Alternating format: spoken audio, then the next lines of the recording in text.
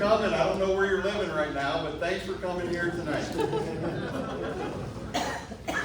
I'm Kevin Bador, and I am the president of the Shore Acres Civic Association. We have board members. This is technically a SACA meeting for the first couple minutes, so board members, please raise your hand. See the room? These guys are not up for elections, so don't even try. I am. If you want to replace me, the election's in February. Put your name in the hat.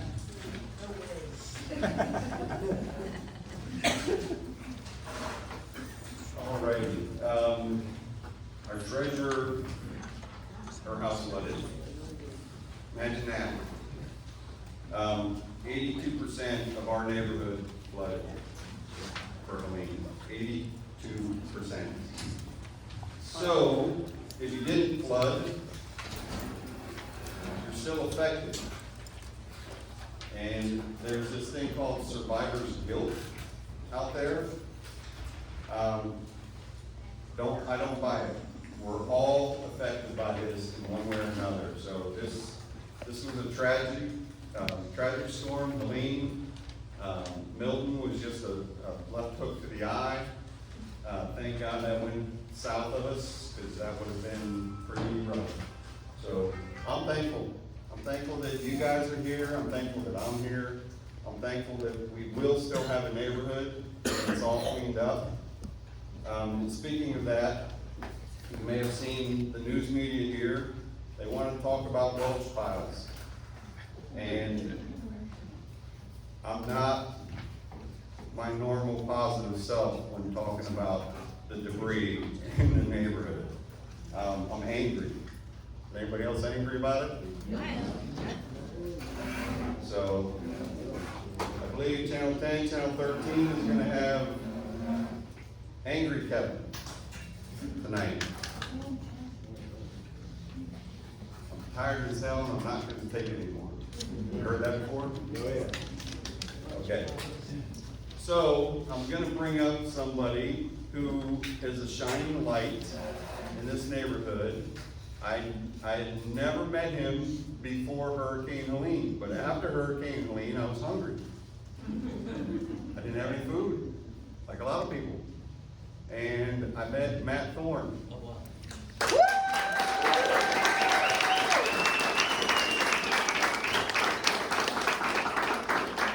Matt's going to come up and talk briefly about the relief market and grill. I'm across from you now, Kevin, and you can't get it right now? I visit a lot just to sit and chat.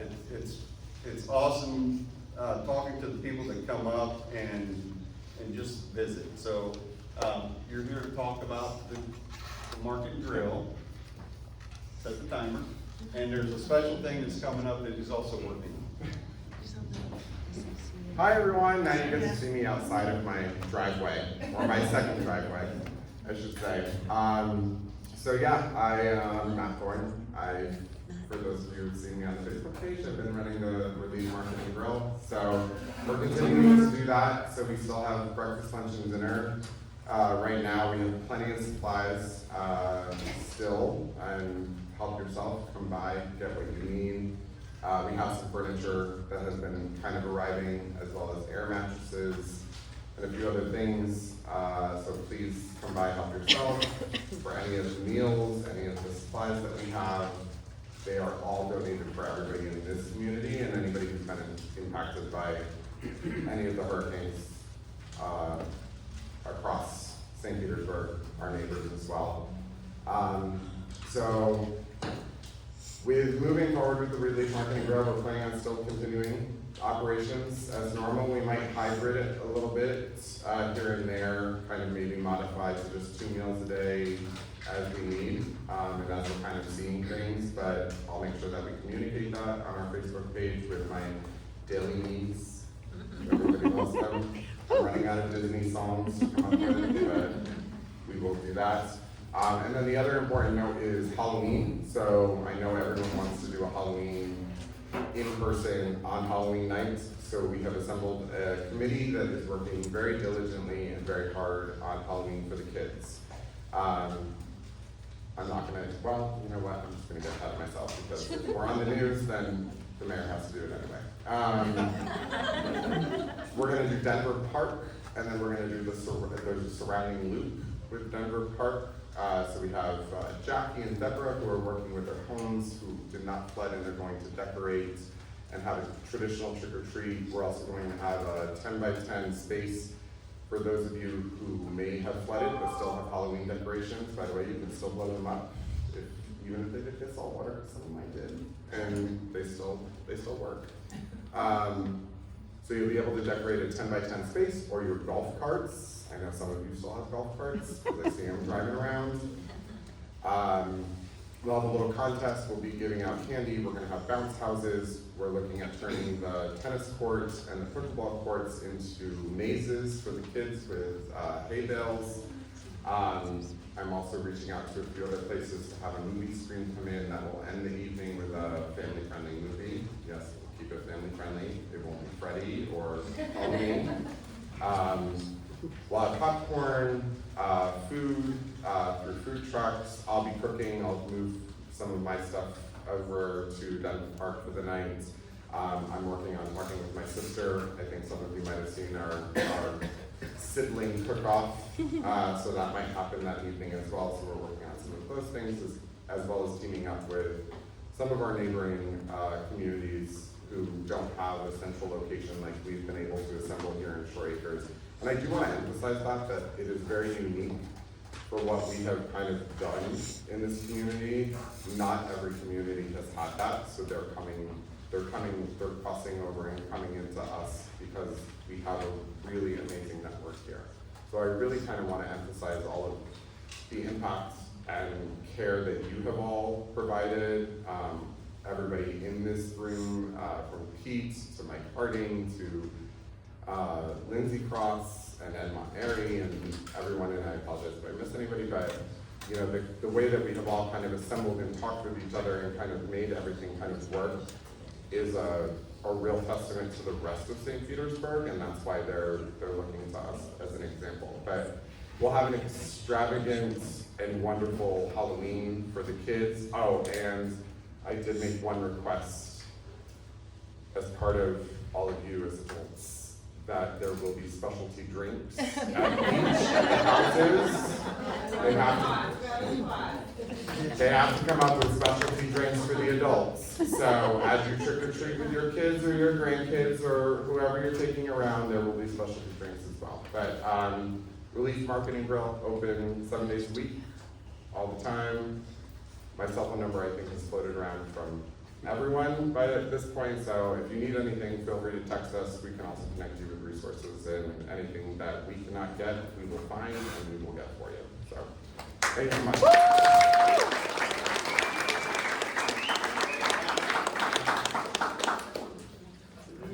We've only done this once before, but we're doing it again tonight.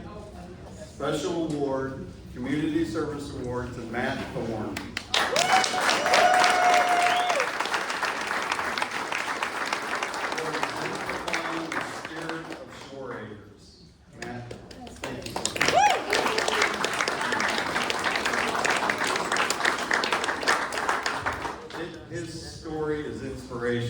He lost everything.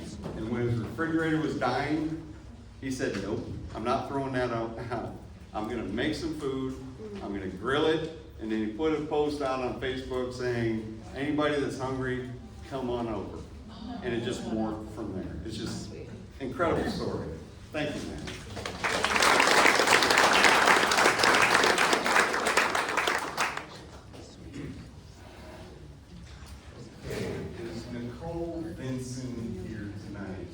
Running late because, you know, we sometimes have little kids and we take care of that. So, okay, I'll talk to Nicole later. She is our resident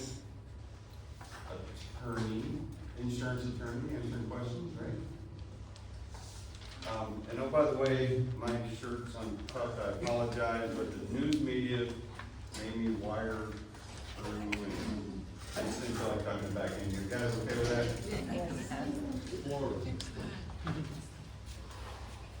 All right. With this flood, our two churches flooded. The Gathering Church flooded, LCC flooded. Now, what does that mean to us in the neighborhood? It means our polling place is no longer in Shore Acres for this year. It has moved, so I'm glad you're here. You will now need to go to the Masonic Home of Florida. It's at 3201 First Street Northeast. Right by North Shore. North Shore. Across, yeah. We'll send it out, Kevin. Yeah, it'll be sent via email, it'll be posted on, it's already posted on the page. But we want to make sure that everybody goes to vote, because guess what? This is probably the most important vote for Shore Acres that I've ever seen. We need to get it right. We need to put the right people in. I'm not going to tell you who I think you should vote for. Do your research. We had debates for our candidates here. I'm going to post that. I was going to post it, and then Helene hit, and it's like, it's probably not appropriate to put it up right now. But I'm going to post it in the next couple of days. I want you to do your research and make sure that we get this right.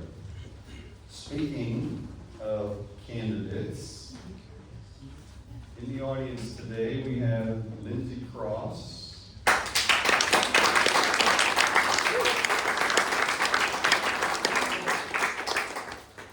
don't see Ed Montgomery. Is he here today or representative? Surprise. He's dealing with 2.5 feet of water in his house as well. So we have Pete Baldwin.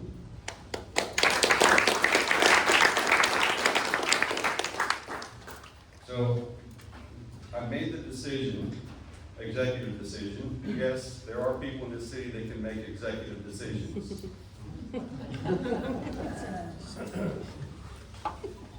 The executive decision is that both candidates for office are here, and we will allow them a couple minutes to speak. So Mike Harding is also here. We're going to give, you want to take a couple minutes, and then Mike can take a couple minutes?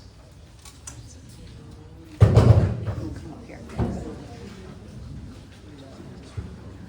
Good evening, everybody. Thank you so much for being here. One thing, there's an incredible amount of resolve here in Shore Acres, and people have been asking me, some of my realtor friends, like, Pete, are you ready to leave yet? And I just keep telling them they'll never take me alive. I just love this place very much.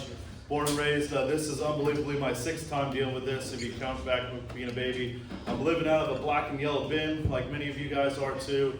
And we're just going to do the best we can going forward. We need to keep the positivity going. There's still a lot of hope, a lot of optimism. So many neighbors, people like Matt, so many people stepped up. People are just, the outpouring of support here has been really incredible. And I think that we need to continue to push that positivity. As a person who is dealing with this, I got 43 inches of water in my house. I know that the big hot topic in the last couple of years has been affordable housing. I think we need to have a mindset shift to resilient housing and protect the housing stock that we have, that we can continue to have neighborhoods like this. And we need to be a resource for our other neighbors and other neighborhoods too. The estimate is around 12,000 homes flooded here after these 2 storms in the city of St. Petersburg alone. And it's estimated about 10,000 of them are first-time floods. So a lot of people don't know where to begin. There's a lot of people that are falling between the cracks. I can't find my iron or any of my clothes or anything like that. I'm having a hard time getting dressed. It's nice when I find a matching pair of socks with you guys there on that. But, there's people that are really suffering out there. They can't wrap their head around what has happened to them. I was in a home on Saturday. They still had Helene water in the drawers. That we need to make sure we continue to look out for people, help them into this road of recovery. And there's going to be a lot of fallout for this. This is the biggest event that's ever happened in Pinellas County. And I want to go up there and be your voice and fight for you. I'm right here with you guys in Shore Acres. I'm dealing with it. I know I don't have to hear secondhand about what everybody's going through in this room. I'm here for it, and I want to be here for you. And it's really important that everybody continues to spread the word and keep passing this information along and keep it going and keep fighting for resilient shore acres so we can go forward and do this thing. Check me out. I'm all over the place, but check me out at PeteForSt.Pete.com. We're starting to get some of our signs back out now. It didn't feel appropriate all this time, but really excited to see how much people have come together, and I want to continue that going forward. And I hope that after this November, we can help a whole lot more come January. Thank you guys very much.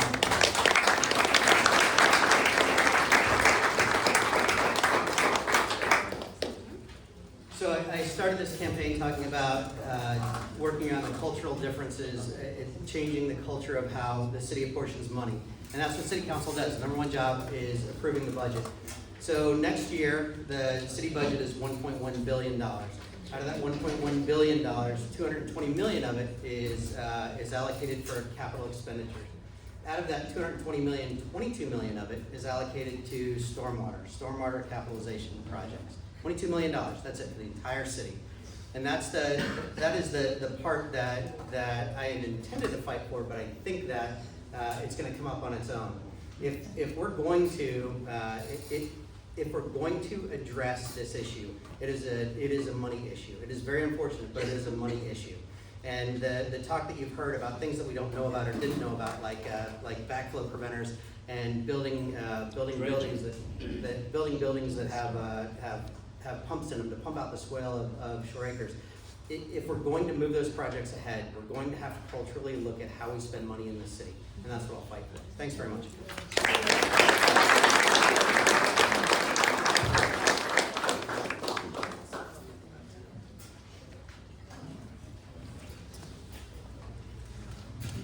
Also with us tonight, and I'm assuming your opponent is not here, Tori Jaslon.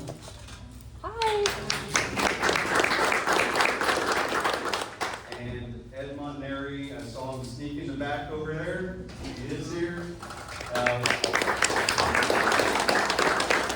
Which means both candidates are here. They can take a couple minutes and tell us what they're going to do for their vote.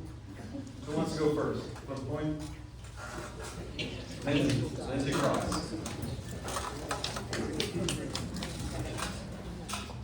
Good evening, packed house. I'm glad that you guys are all here. I know this has been the most impacted community in St. Petersburg, and I appreciate all that you guys have been doing to stand strong together. For those that I haven't met personally, I'm Lindsay Cross. I'm your state representative here. My district includes Shore Acres, Snell Isle, Tanglewood, Riviera Bay, many neighborhoods that got flooded, but I know that you were the most impacted in the state. I'm not here talking to you as a candidate. I wanted to talk to you about some of the things that myself and our office has been doing to try to help you through the storm and what we're going to continue to do.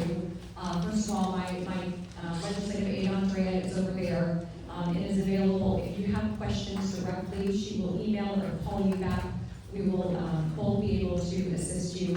I did pass out some flyers here with some resources. Apologies that there are a few things that we had to cross out. Our office still does not have internet, so we're not able to make those changes, but a lot of these things are still valid. Some things that we've done on the direct resource allocation side is working with folks like Helene, with Matt, with People, and to organize volunteers to get food, water, cleaning supplies, and manpower to help some of you and your neighbors muck out your homes, get your debris piles, bring food and assistance to you. So we continue to work closely with Matt to address the needs that you have. I am currently working with our CFO's office, Jimmy Petronis, to set up a mini insurance village right here at Shore Acres Rec Center. I know that you are the most impacted area, and having to travel tens of miles to the center of the county is just not sufficient. So we are close to having that finalized. I've been on the phone with staff from CFO's Patrono's office today, as well as members of the city of St. Pete. We want to make sure that child care services are not disrupted here, but there will be several representatives from the state in terms of insurance, consumer fraud. It'll be a one-stop shop here, and it will likely be in that room just behind us. So as soon as we know This could be as early as Thursday or Friday this week. We'll keep it open until there's not a need for it. So that is something that as soon as I get that information, you will have that. I know that the biggest problem here is debris.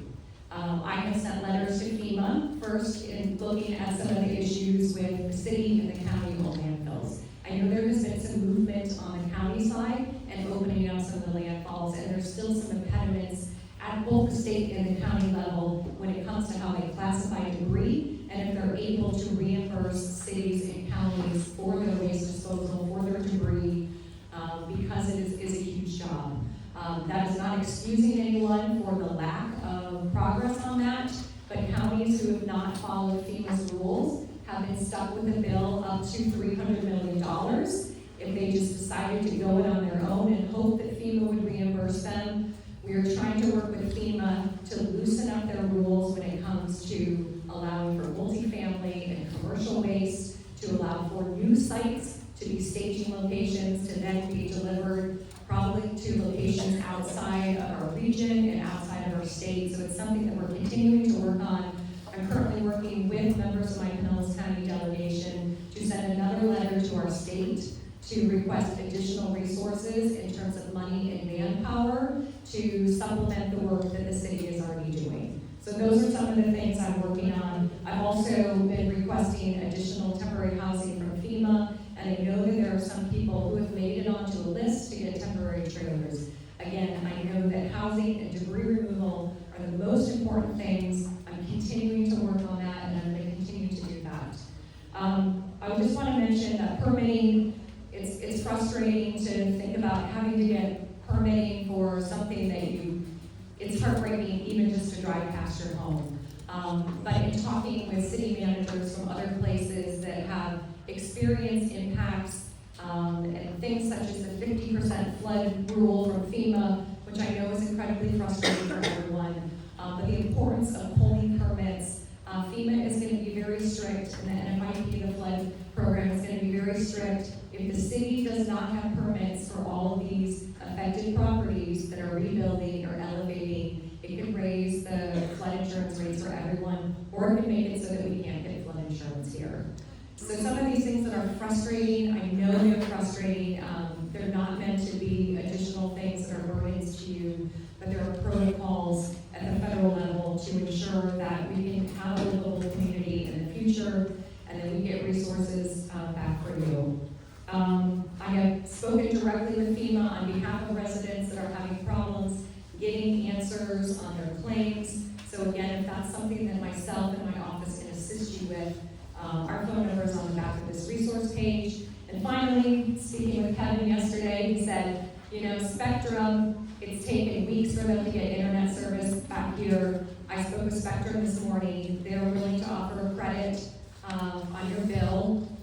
You need to call their number directly. I put a post on the Shore Acres Civic Association, but if you want to take a moment and write this number down, it's 1-833-267-6094.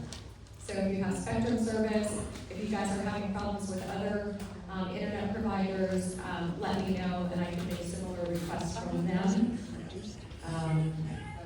I think those are the main things. Helped to arrange a Feeding Tampa Bay distribution site here a couple weeks ago here at the Shore Acres Recreation Center. So continue to talk to me in my office about what you need. We're going to be with you for the long haul. I'm glad that Ken mentioned the changes to your polling location. Early voting started today at the Supervisor Elections Office as well as other locations around the county. Those sites will be open for 2 weeks. They extended it by a day.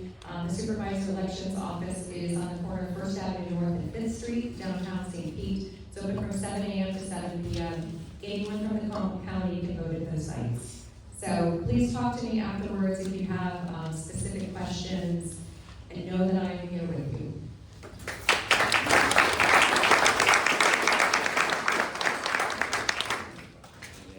And just so you know, before it goes on, some of the candidates that are here do have other engagements this evening and will probably be ducking out early. We need to let them do their thing. We're happy they're all here. Ed.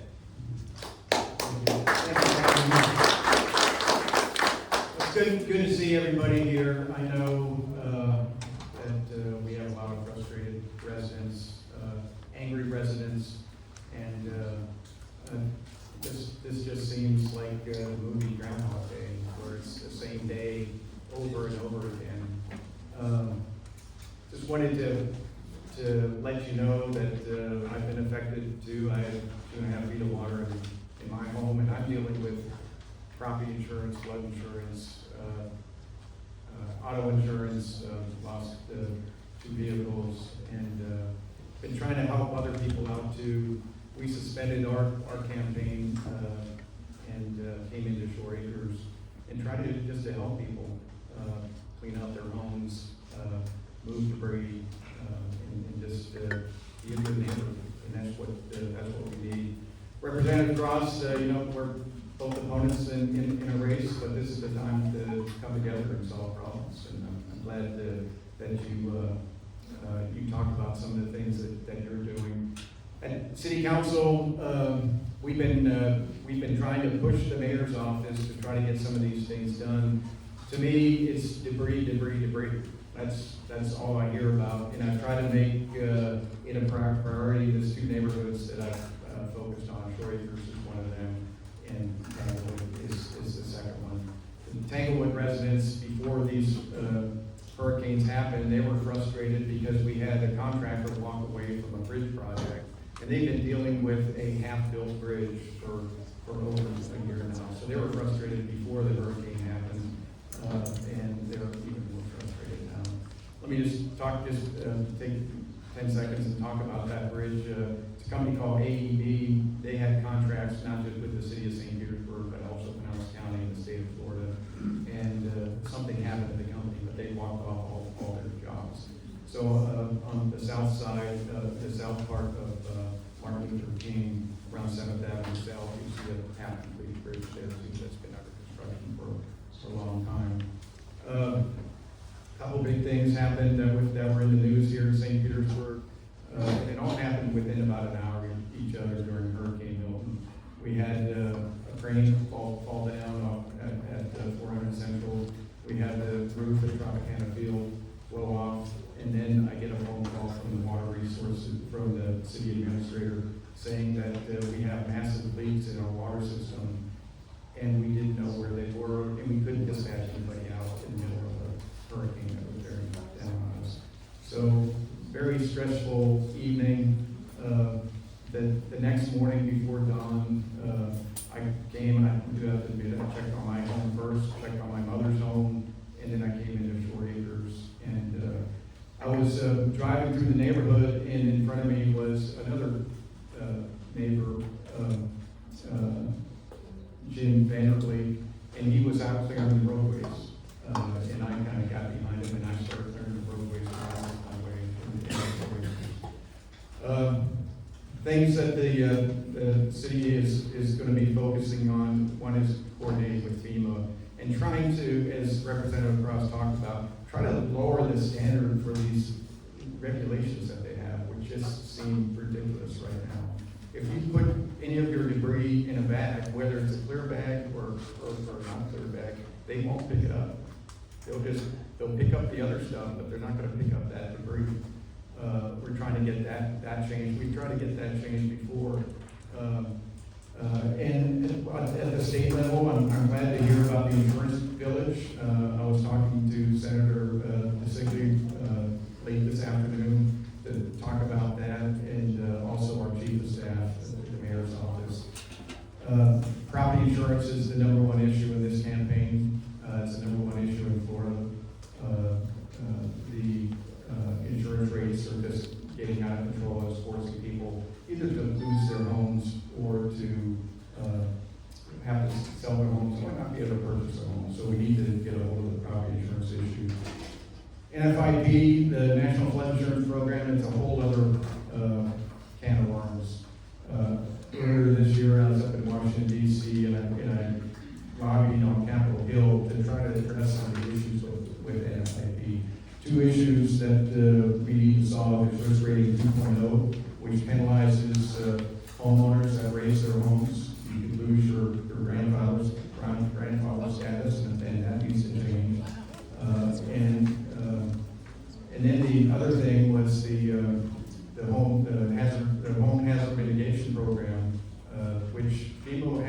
program to raise people's homes, but it's underfunded and it's too bureaucratic. And so I'm trying to address those two things.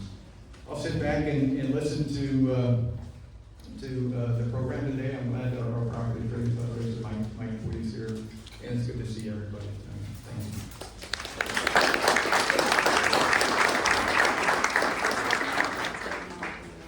We have one more candidate that showed up, Newton. Now, why is it important that I'm pointing these people out that aren't running for our seat? Because they showed up here. So I'm not suggesting who you vote for, but just look and see who is actually showing up and paying attention. Enough said about that. So, is Christine Pickering here? Okay. So, some of you have children, right? My son is 12, but when you have your house flood and you have small children, you don't know how that affects you. We have a doctor in the neighborhood, Dr. Christine Pickering. She doesn't like to be called doctor, but I'm gonna do it. She's a child psychologist, and her kids are her priority. So she told me she might come, she might not come. So here we are. I will have her do a video of some of the things that you can do to help your children cope with what they've gone through. It's heartbreaking to see a kid stand up to the water line.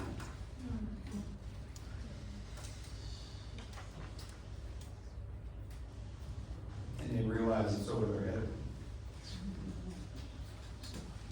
So I'll have her do a video talking about some of the things you can get back into their lives to help them normalize where they're going.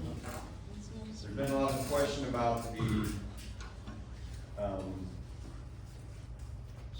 Welch piles.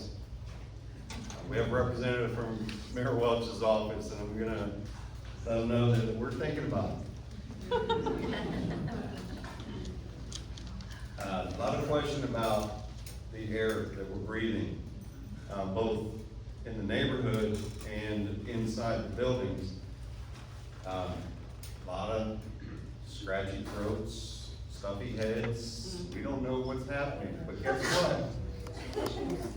Perfect. Hold on.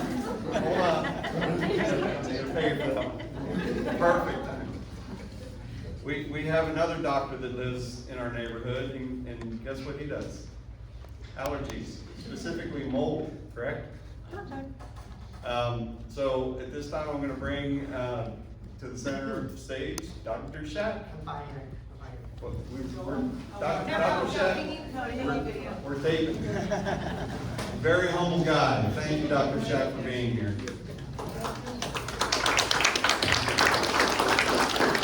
Hi everyone, I'm long guys, I'm veteran staff, so I have home clinics. I've been here many meetings because my house has 3 feet flood inside too.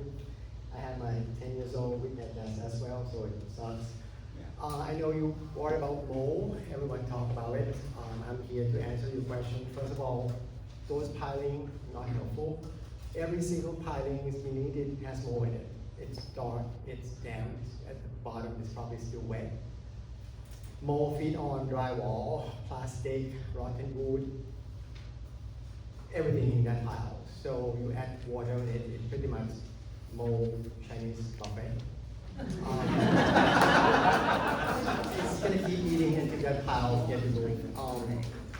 I would recommend you walk next to the piling and take a deep breath. It's gonna be more spore in it. Most of the time it come out pre-dawn when it has the highest moisture dampened air. If you're gonna walk in the neighborhood, these times I suggest in the evening for your health. It usually doesn't cause lung disease unless you have underlying lung problems. Asthma, COPD, it can create asthma in someone who's less than 6 years old.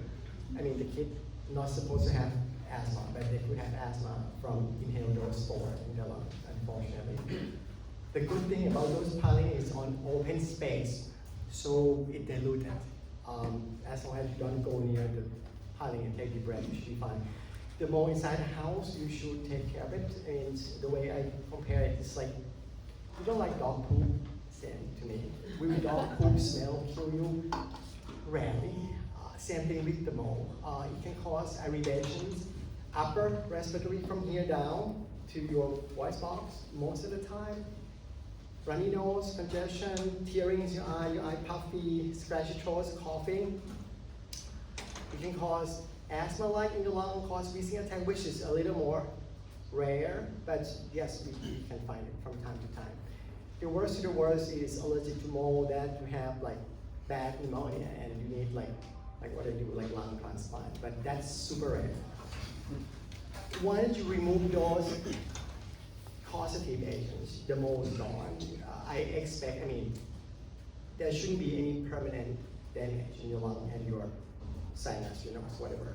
I'm not saying you need to see doctor right now. If you have symptoms, go see doctor before they trigger 100 or 1,000 skin tests and blood work. They're gonna put you on antihistamine, something simple. Try that first. You have mild symptom, and then if it doesn't go away, get rid of the mold inside your house or around the house if you could. If that doesn't work, then you might see doctor or specialist. You're gonna see 1 or 2%. Okay, your primary two. Either allergy, immunology, or lung doctor like me, you can flip the coin and go one. We pretty much overlaps. But like I say, the way God created us, thank God, it's pretty rare for those mold to cause permanent damage. Once you remove the mold, you should be fine. Question?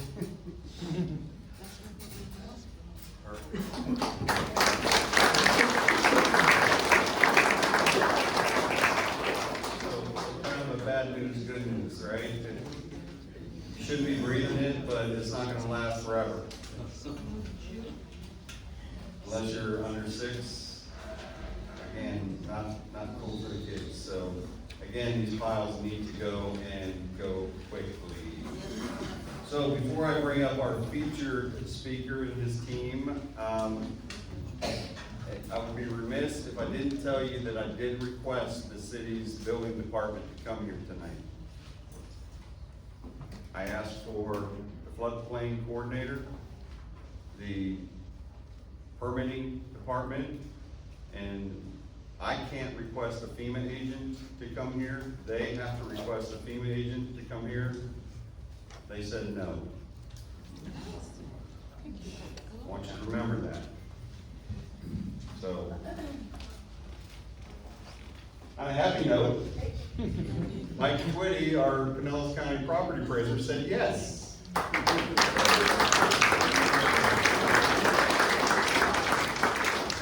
And he's here, he's a veteran at fielding the toughest questions you have, so I'm gonna be in the back watching you pepper him.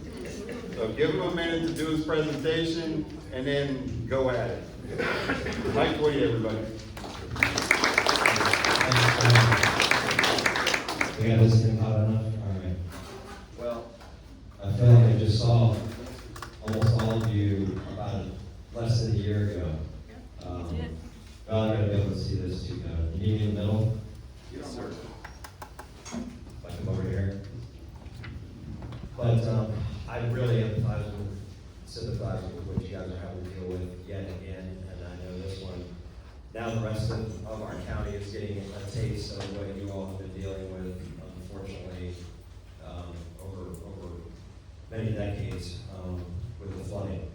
You can see here, unfortunately, how many properties have been touched in the latest storms. And just to let you all know, the ones that are depicted as major, for the most part, received at least 18 inches of water. So, all of our coastal areas were impacted, and Helene, and then most of the areas that were flooded in Milton were actually inland from rain. And then we had, and those that destroys in Milton Milton were actually a lot of mobile homes. You know, we had more roof damage and things like that from that storm event. Just so I don't know how many bullets I can take tonight, so I brought some of my team members over here too. I've got Alex Luke, our Director of Exemptions. He's also our in-house counsel, and Jeff Haynes, who's our South County Residential Director.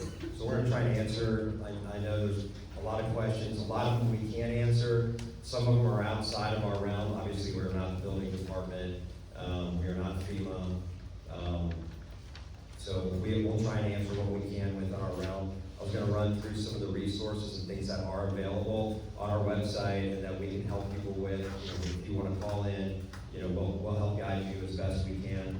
And we're still learning day to day on some of this too. So over the course of the next few weeks, I'm gonna be getting a lot more information from building officials, from floodplain administrators, that I can then share with you all. We'll continue to put resources on our website, so keep an eye there.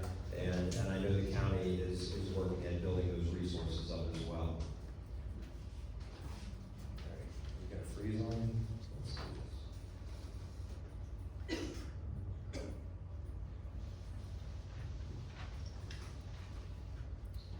So one of those resources, and I've had several people ask why we would like to receive this storm damage survey.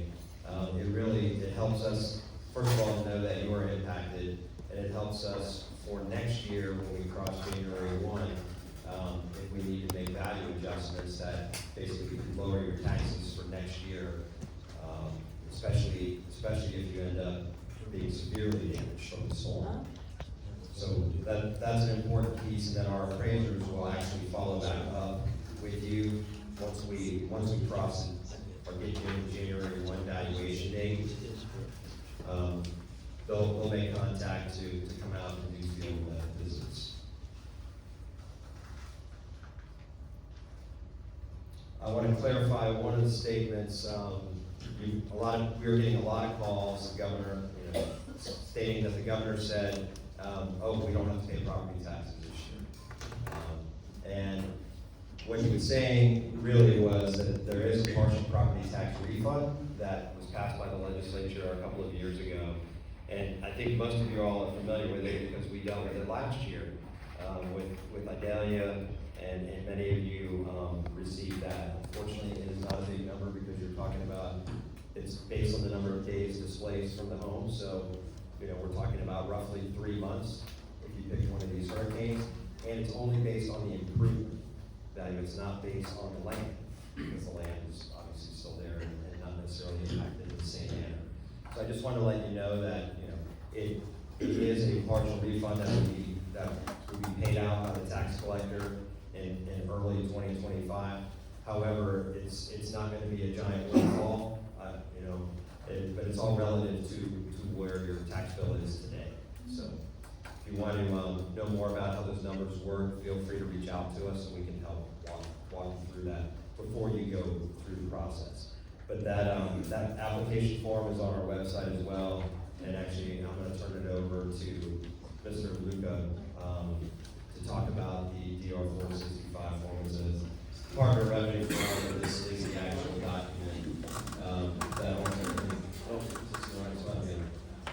will have to be filled out. And you can wait until after January 1. I know everybody's preoccupied with many other things right now.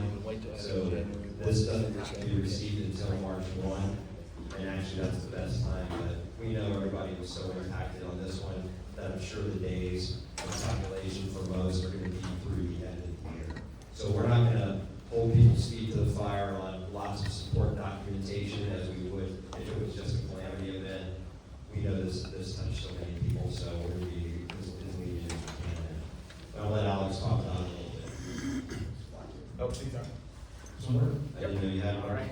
So, hello everyone, I'm Alex Luca, I'm our Director of Exemptions and our House Counsel. I think the other one was better. Maybe that one. All right, there we go. Just gotta hold it closer. No, okay, there we go. So, as Mike was saying, this is our DR 465 here, and many of you from the last storm have probably filled this out. It is for your property tax rebate, and we need this form by March 1st. However, we do encourage you to wait to the end of the year to fill out this form because it hinges on the amount of days you're displaced from your home. So the minimum days you had to have been displaced from your home was 30 days. So really, once you find out how many days you're going to be out until you can get back in, that's when we need the application. So with that, we're encouraging you to wait until December 31st or January 1st, then fill out this form and get it to our office. It does have a couple of criteria that you have to meet prior to being approved. The biggest one is you have to pay your taxes. We cannot refund you until you pay your taxes. But because that's what it is, it's not an exemption, it's a refund. So you pay your taxes, then you get the refund. Your home has to have been uninhabitable for 30 days. And you also have to have supporting documents. So we do need anything, whether it be contractor claims, utility bills. As Mike said, it's not going to be terribly strict because this was a really bad storm. So get us anything you can. It's just a photo of the water line. Just something to us. We will have this on our website as well, but also probably before the year end, we are going to have a web form. So you will be able to just enter the information on the web form, and it will automatically populate the 465 for you. So you won't actually have to fill out the DOR form and submit it to us via email. And yes, as it says on here too, it's going to take about 4 to 6 weeks after your application to get those refunds out. So next, we're going to move on to the calamity provision. Yes. Just a quick question. What qualifies as uninhabitable? Uninhabitable, it means you cannot be in the house. So that could mean that you lost all your furniture. You can't be in there because you lost all your furniture. You can't get in the house and stay in there. And if that keeps you out for longer than 30 days, you would qualify to apply for that. Thank you. Yes. Was this available last year? Because I was affected from Adalia from August through May. Yes. So I within 2 years. Can you repeat the question? Oh, you too. Can you, which question? Okay. Yeah, so the one for Adalia, so you did miss the deadline to file it. It is March 1st for Adalia. And unfortunately, I don't think we have a way to claw back those exemptions that you missed the filing deadline on. There is a late file deadline that arguably applies up until 25 days from your trip notice, and that has passed as well because that would have been around September of the prior. During the hurricane. Yeah. Sorry about that. But yes, it did exist last year. It's been in existence, I believe, for the last 2 years now. So it applies to any type of calamity event. Yeah. And yes. So I'm just wondering, for a typical house, somebody's out of the house for 30 days, what kind of refund are we talking about? Can you give us an example so we understand what this means? Sure, so it's going to be based on the improvement value of the home. So you're not taking the land under consideration, and then you're taking that 30 based off of the days displaced, so 30 in this example, off of the 365, you get that percentage and multiply it with the improvement value. Now, I'm not the math guy, but Mike, what would you say the average home would be? Well, I mean, I saw a very wide range in prior storms. I mean, I saw everything from $50 to $2,000. And then if you take, say, for example, $200,000 improvement, it's going to, if you were displaced from 3 months essentially, so that's 25% of the year.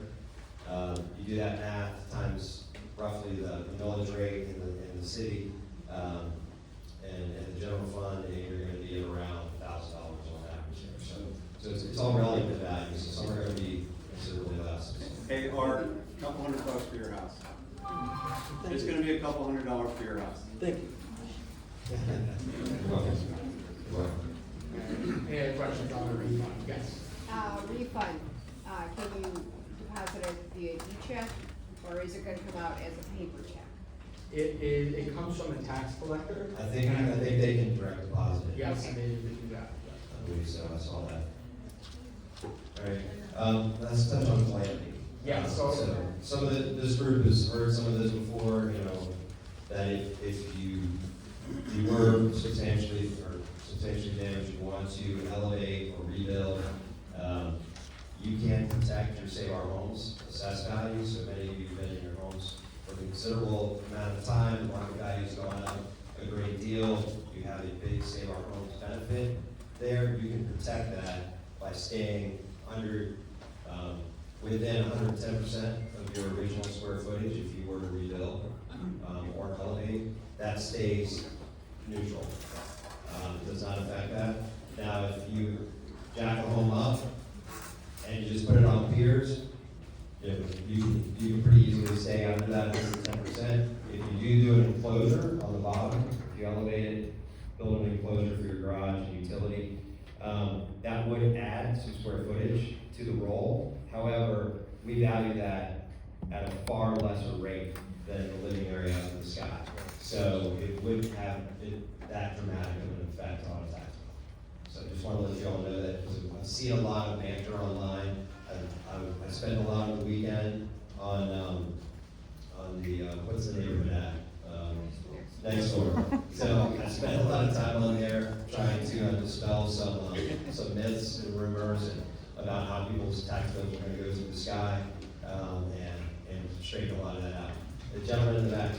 Yeah, thank you for the clarity on that. Quick question, is that assessed value under AC or under roof? So if you were to raise that up to a Right. 500 square foot house and a 3,200 square feet under roof? Right. So the way we actually do the math, when we talk about it, we just say the original square footage, but in reality, your square footage is made up of a bunch of different, what we call sub-areas. So you have your base living area, but then you might have a garage, you have a utility area, you might have some semi-finished area, you have a enclosed patio or an open patio. All those things factor in to your square footage. And if you look on our website, you'll see it broken down, all of the various components. And what we turn that into, for our valuation purposes, something we call effective square feet or effective area. And that plays into how we ultimately do the calculation. So it's really 110, up to 110% of that effective area number when you tally up all that gross area. But they have, it's like a weighted average. They have different weightings. So I'll just, base living is, say, 100% of value. If that were $200 a square foot, that gets that full credit. But if it's a garage, it might be 35% of that. So we weight the square footage in a similar manner. So if you raise your house and you enclose that garage, you would not exceed 110%, but you may have a higher rate on the incremental garage that you enclose as livable space. Correct. Correct. That would still be an additional sub-area that didn't exist before. Would it be taxed at the rate of your pre-existing livable space, or would you add a new tax rate? No, it would be based on, because you would gut it and open it out, turn it into a garage or a utility and entry, and it would be treated as such, so it would be at a lower rate. We have those calculations on our website. You can see the detail, and I brought some handouts along that break down that square footage so you can understand it a little bit. Just for clarity, last part on that, that is whether you raise it or rebuild it, correct? Yes. Okay, thank you. I mean, confirmation from my appraisal director over here. There's no reason we would treat that any different, right? No, whether it's rebuild or it's elevating, again, each area has is percentage to the base is what we call it, main area, your living space, that includes your kitchen, your bathroom. So once you go on our website, we put up what you have now, it'll show the exact effective square footage, and we can break down those different sub-area percentages, and once you get the plans together, we can tell you where it matches up at 110%. Yeah, if you get to that point, your architect pulls that together, we can run an estimate, match up those sub areas and test that to make sure to see how close you are. I just want to clarify, when you say rebuild, many of us are considering rebuilding, sort of putting back to as is versus raise versus bulldoze and rebuild. So all three categories would fall into that same purview? Is that right? All three, because it's really just looking at size. You can actually change the type of construction, the volume of construction. It's really just looking at the size. So when you're putting your plan together, again, you just put on the proper record card, kind of see where you're starting out at, and we can help you with, once you determine what you want to do. But yes, it does apply to whether it's a repair, new construction, or an elevation. And one last question to that end, beyond the 110% with the multiple calculations versus type of living space, is that then subject to the new tax millage rate as if we had built, Well, weren't yes, so exempted? if you exceed the 110, Yeah, what then happens to it's that part? treated just as a new construction, so it'd just be like an addition to your house. So you save the 110, anything beyond that Goes over the cap. is outside of the grandfather. Correct. Okay. Correct. Yes, sir. Does that just apply to the structure, or are you going to reassess the land? Just the structure. Okay, so the land, so if you remove the house, you lose your homestead, and your taxes go up to reflect the current value of the land, not what you would call Well, it. are you saying why you're rebuilding? If I'm rebuilding, I decide to knock the house We down. keep the homestead in place.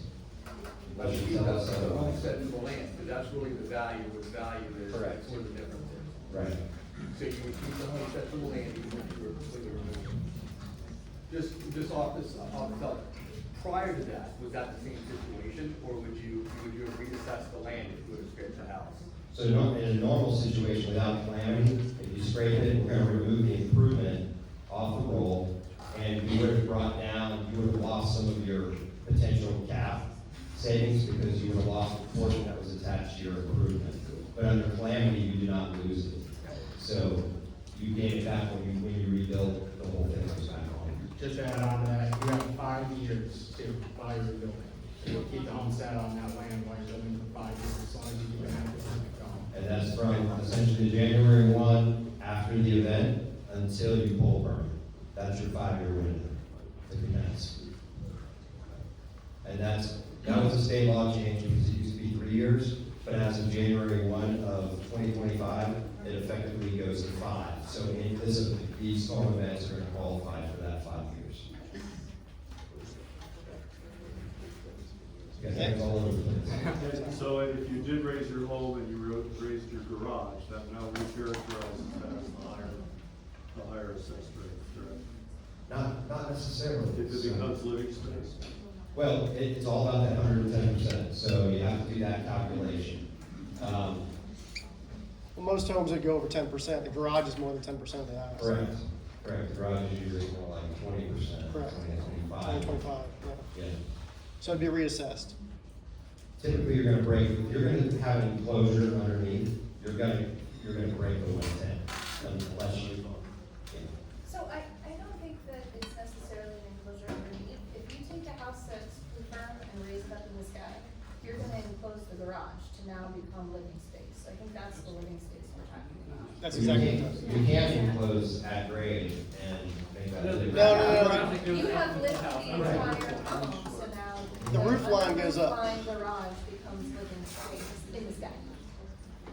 Okay, that would make sense. So that's an increase over 10% of square footage, because the garage piece is larger than the 10%. Yes, if you change the sub area from something that's lower to something that's more valuable, like a garage, into living area, then you're gonna get, yes, that change would be captured. So your current tax rate is only good for the 110%.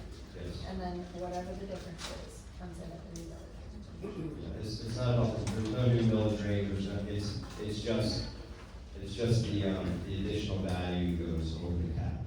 That gets applied to the millage rate. Millage rate is the same no matter what, so.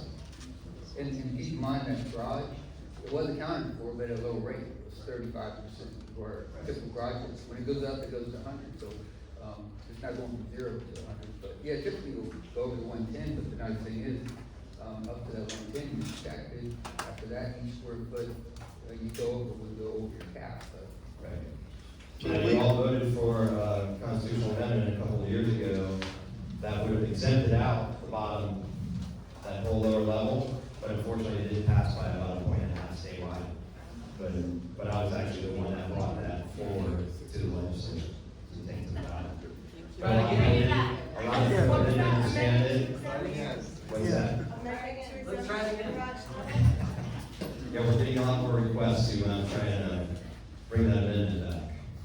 Hey, Mike, does everyone in this room qualify for this calamity clause, or do you have to somehow qualify for that for this to take effect? Yeah, I mean, we generally, because a calamity can also be a non-storm event, if somebody's house can just burn down. So we always ask for some sort of documentation, photographs, whatever, but if you had water in your house, if you had, to be honest with you, if you had water in your garage, I'm gonna grant you calamity, because I know you're a calamity on the come, and it's just a matter of time. And the statutory language on there is pretty vague too. It says, if your home received damage, it doesn't say catastrophic damage, it doesn't say substantial damage, it doesn't say major damage, it just says damage. And so it leaves a lot up to interpretation as a degree, so, which again, we get one ground. So there's no threshold, excuse me, no threshold to that damage, it doesn't have to be X percent of the value or what, damage is damage. Animals damage, right, yes. Can you repeat the question for the game?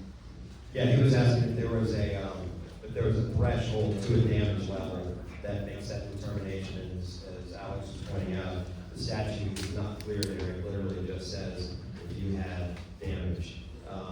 So that would be considered, claims.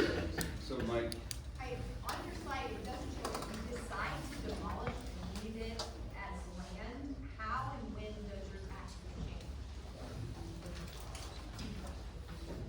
repeat. She said, she asked, if you demolish the property and it's vacant land, how is it going to be treated going forward, right?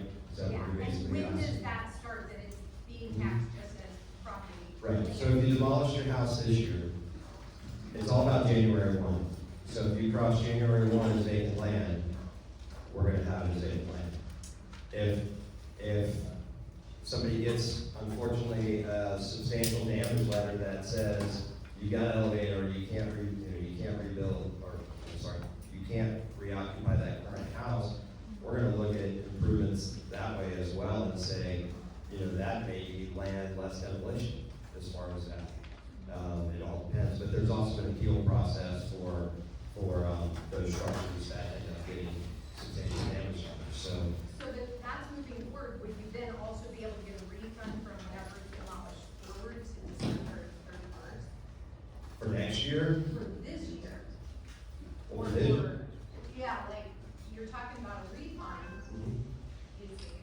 Right, but that was already established last January 1. Right. So that value is in stone, so that's what it's calculated off. It won't, if you demo before the end of the year, that's not gonna affect it.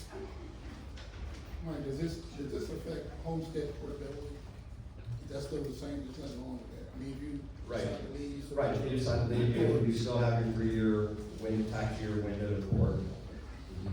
Some people are opting to do that, they're actually trimming their homestead off now, before or right around January 1, because they want to pull it off because they're put it somewhere else. Right, Kevin. So there's a lot of confusion in our chats, and we have I think we have 500 chats going on. So you guys don't deal with 50% rule, so 50% rule has nothing to do with how much damage you have in order to rebuild at the 110%. You just say damage during Correct, it's not planning. connected to that.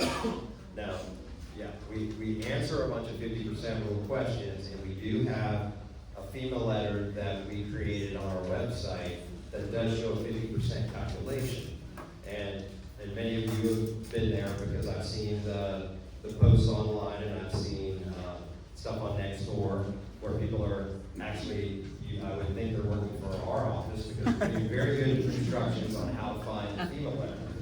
In fact, I'll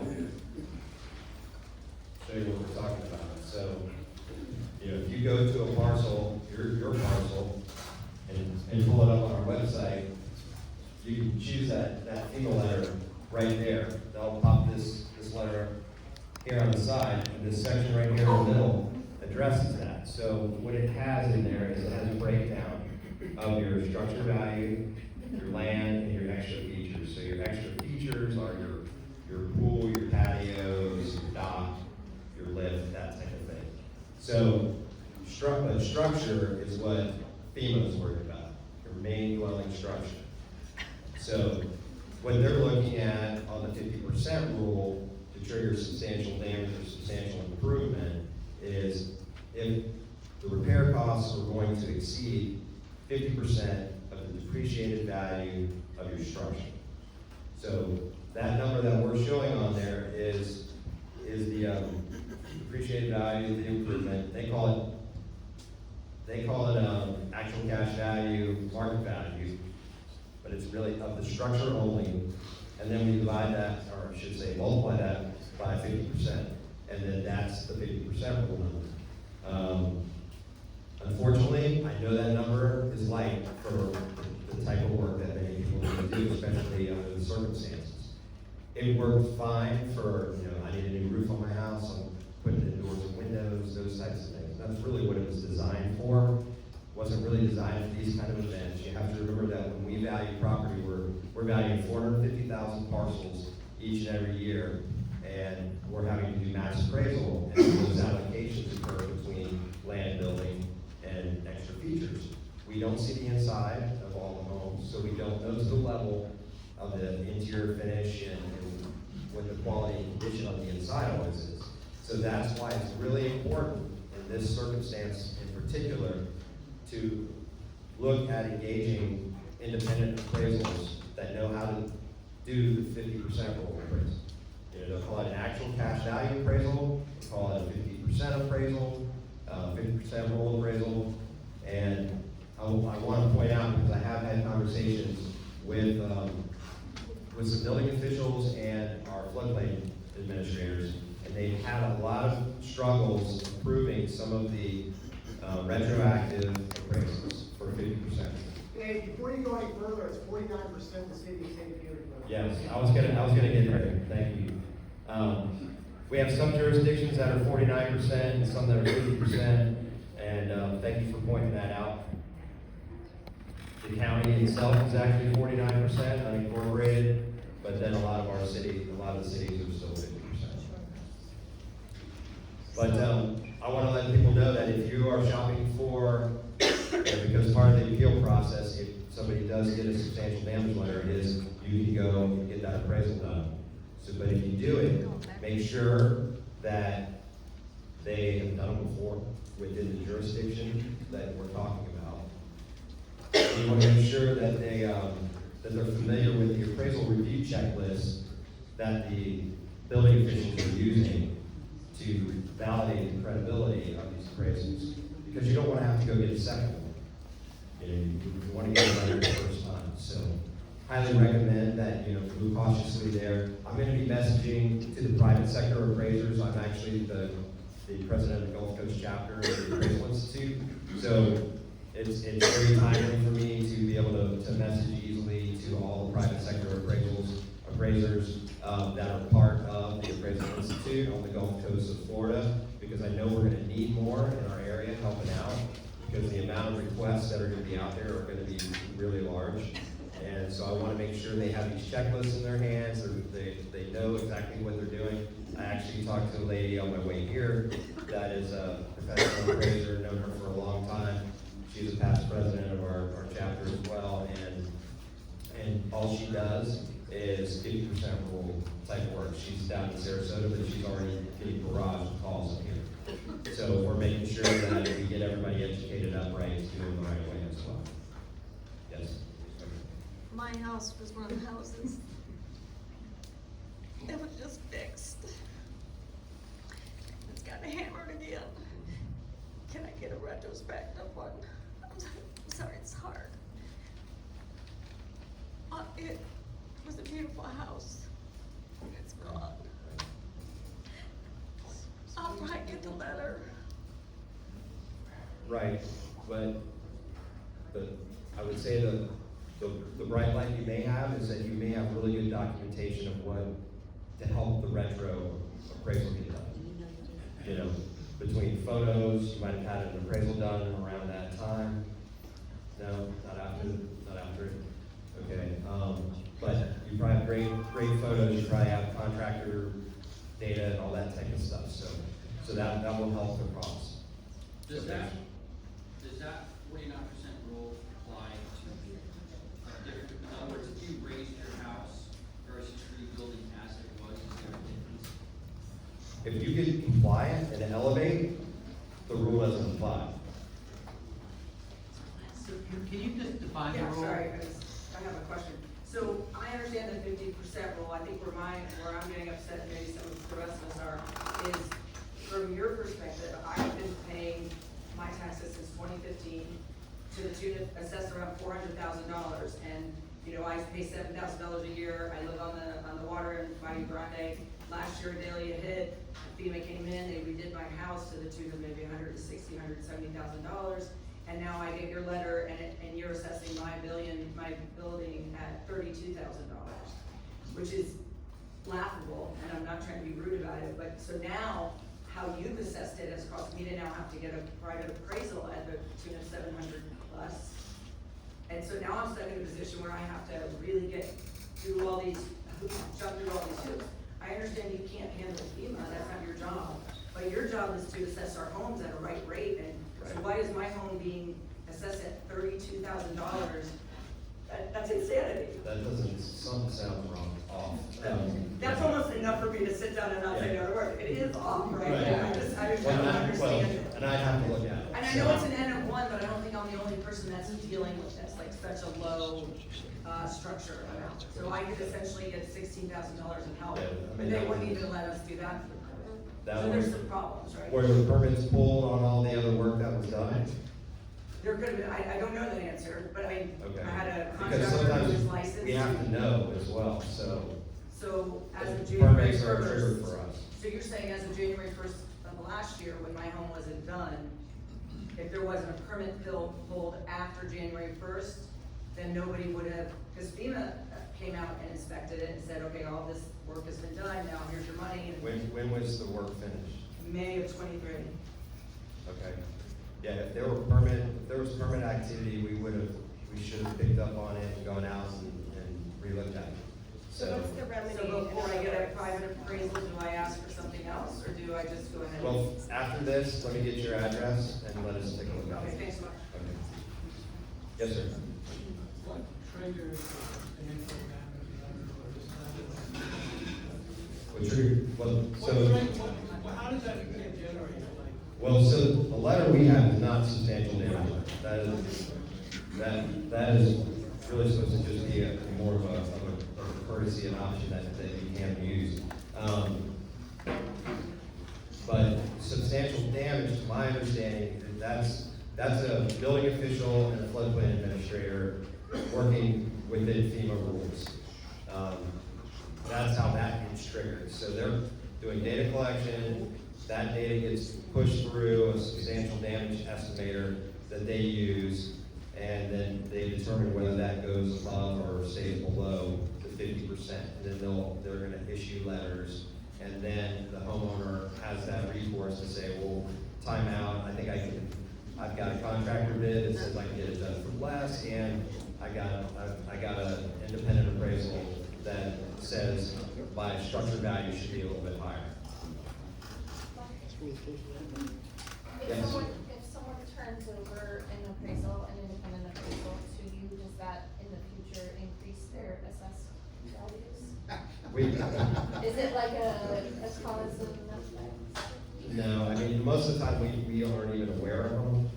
Every now and then, somebody might push one to us, but, I mean, unless somebody was really abusive and trying to hide something and built out, lower area space and things that really aren't supposed to be built out, then we wouldn't really use those. Do you have a list of these appraisers that's available to the public?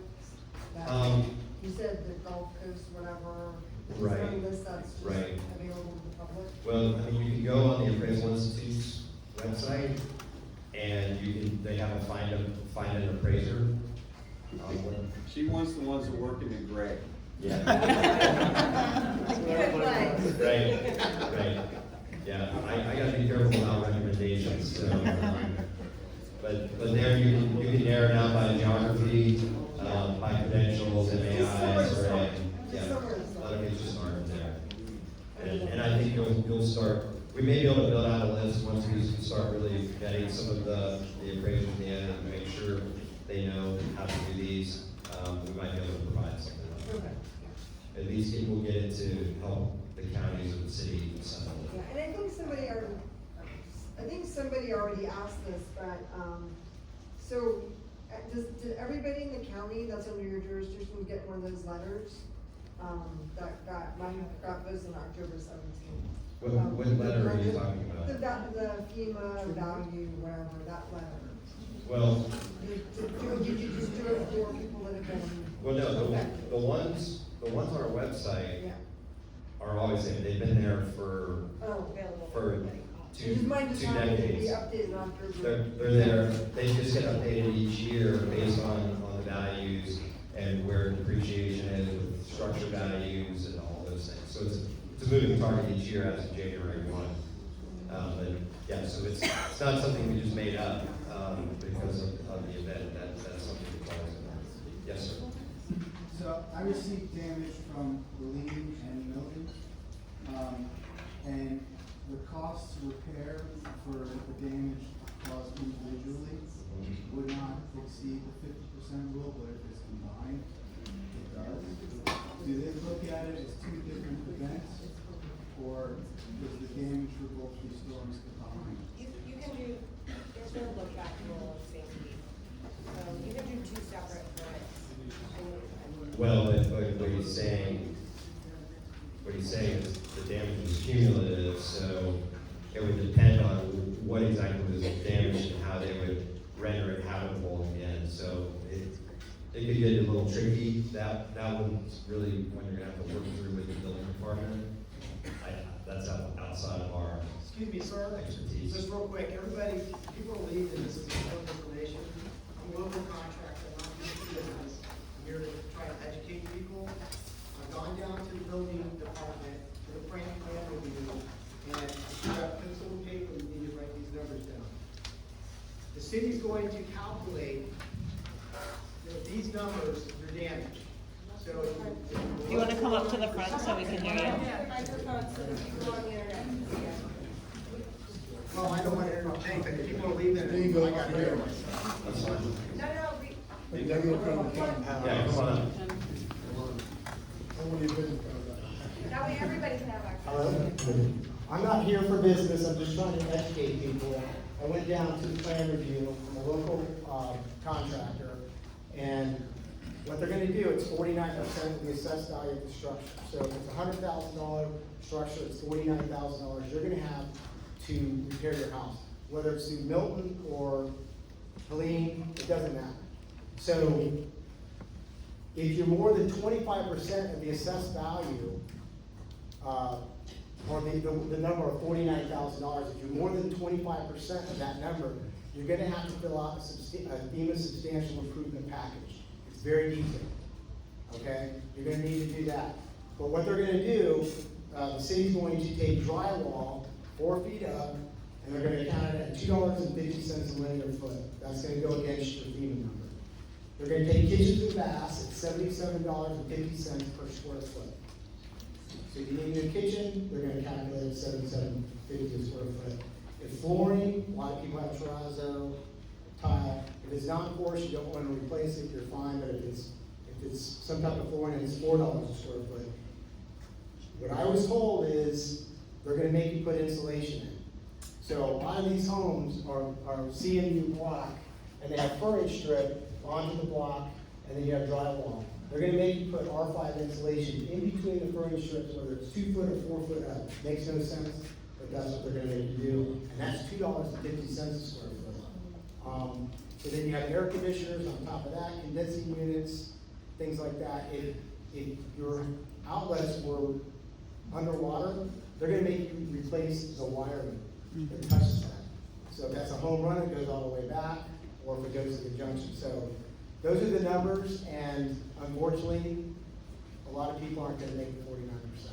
Can you clarify though, when you're saying the cost value per square foot, if your contractor charges you more than $2 a then it doesn't matter. Very right? important, That's- very important. How So, does that work? so your contractor pricing, with the quotes that you're gonna get for contractors, I would suggest everybody go pull a homeowner's permit if you can. Because the contractor price has nothing to do with the numbers that the city's doing. You wanna use what they're giving you, not what the contractor's giving you, right? And the city of St. Pete is unique. They will take, let's say that they're 49%, let's say that, let's round the number, at $100,000 if you have to renovate your house. If you get contractor pricing that's less than that, they'll take you up to 80%. Anything over 80% of that number, discounted, they won't take it. Now, that may change because of this, but that's where you are, and I would highly recommend that you go to the remote permitting sites. So in other words, if you do the work yourself to put in your own drywall, they're still going to call it $2 a square foot or whatever the Yes. city values it They're at, still gonna plug even though labor it in does, too. you're doing the work yourself. Yeah, so, just so everybody knows, if you pull your own homeowner permit, you can pull any permit that a contractor can, but you're supposed to have licensed contractors work on it, so. Let me just add to that real quick. If you pull an owner's permit. Marshville, but he's an appraiser, by the way. If you pull your own permit, you're not supposed to either rent or sell your house for a year. So just FYI, you're aware of that, so just, if your intention is to pull your own permit and you can sell it, they're not gonna let you do that. If they come up, they're gonna make it as soon as it's substantial improvements, and you have to prove that it is not. You gotta be careful about that. Tell them the process. Yeah, so what's the process, the one thing I do wanna point out though, the 25% substantial improvement, it's off the depreciated value. In essence, it's 50% or half of the 50% number.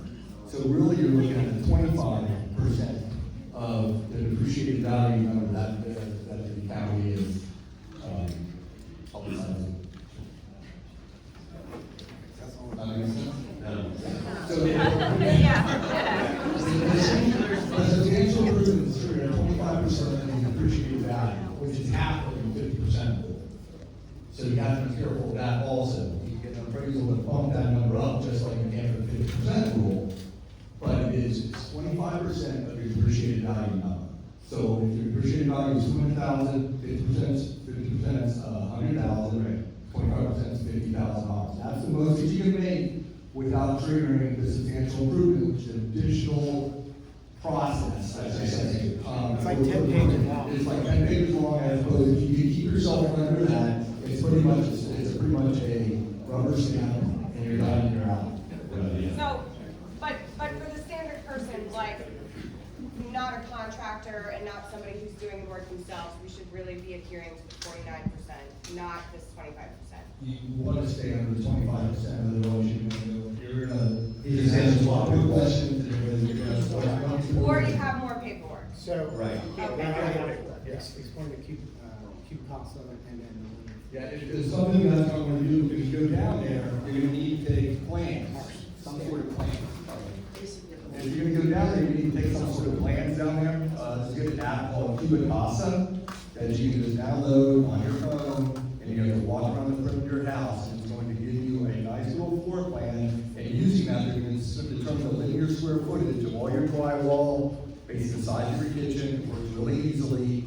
It's a very simple program. It's like maybe like $15. Really, probably all in all, you're probably gonna spend about $50 on it.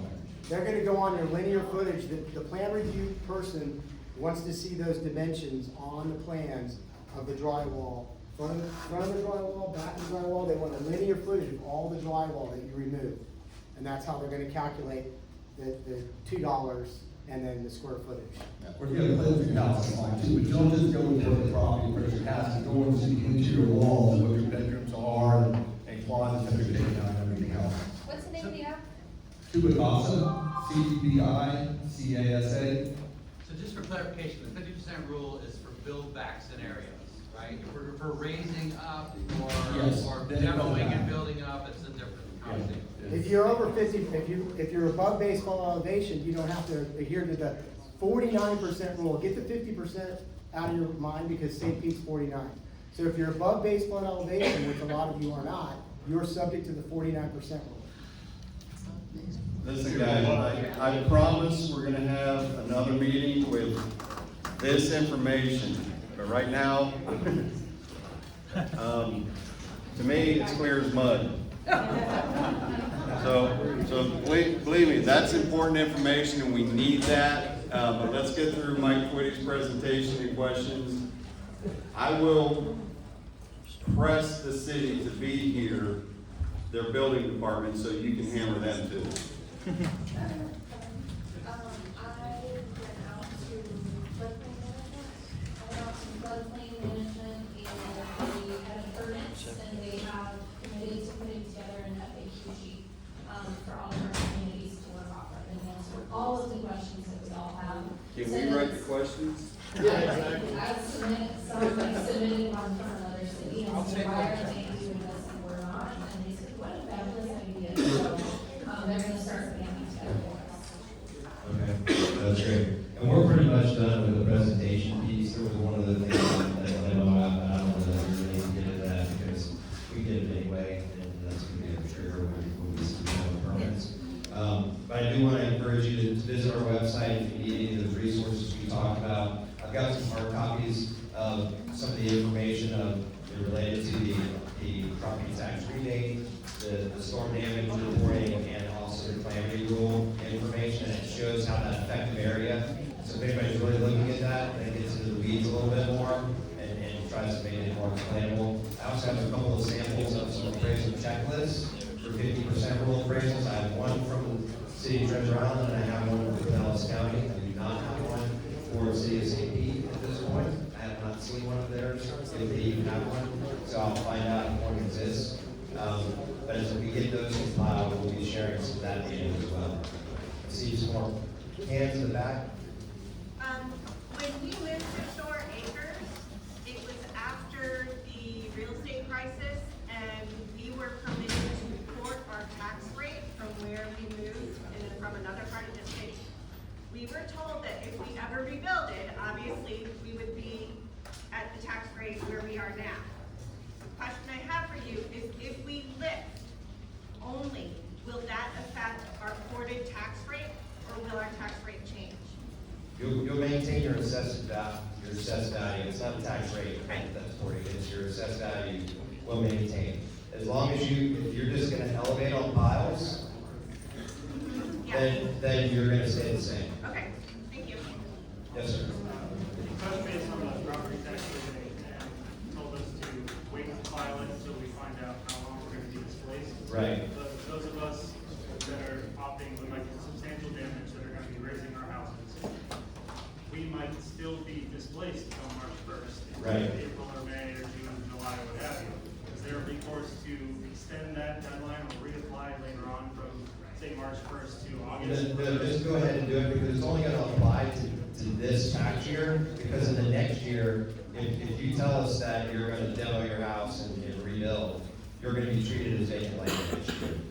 So your value is going to decrease substantially. Well, even just like abandoning the first floor and elevating the home, it's not going to be demolished, but it's going to be a substantial improvement. Right.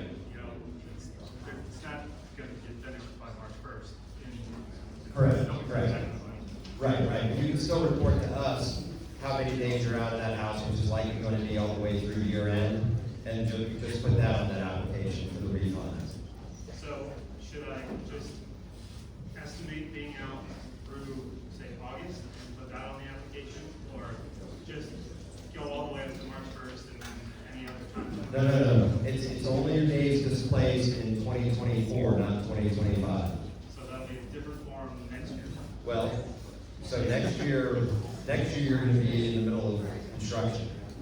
So we're already going to adjust that value to what the property looks like on January 1, which may just at that point maybe you've gutted it and you're going to make that your lower level and you're going to build on top of it. You're abandoning the lower level, and we'll have to address that. It's not going to be the contributory value will be much less than when it was living area. So that's why you want to do that property damage survey and let us know, and let us know your intent, and our appraisers will come out and we'll work with you on that to make sure we get it right. Okay, if you have any further questions, they're going to stay here until 10:30 tonight. But they will stick around for Okay, feel free to come up and ask. The builders who are here answer questions. I'm sure they'll take your questions in the back. We have Albert who does houses right here. A lot of answers.